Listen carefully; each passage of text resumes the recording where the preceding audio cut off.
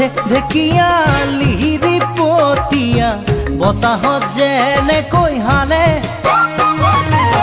ঢোলৰে চাপৰত তোৰে লাহি কঁকাল দুচেও তিনি চেওকৈ ভাগে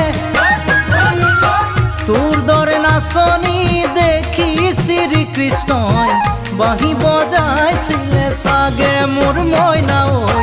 বাঁহী বজাইছিলে চাগে পৰ্বতৰ ঢেকীয়া লিহিৰি পতীয়া বতাহত যেনেকৈ হানে ঢোলৰে চাপৰত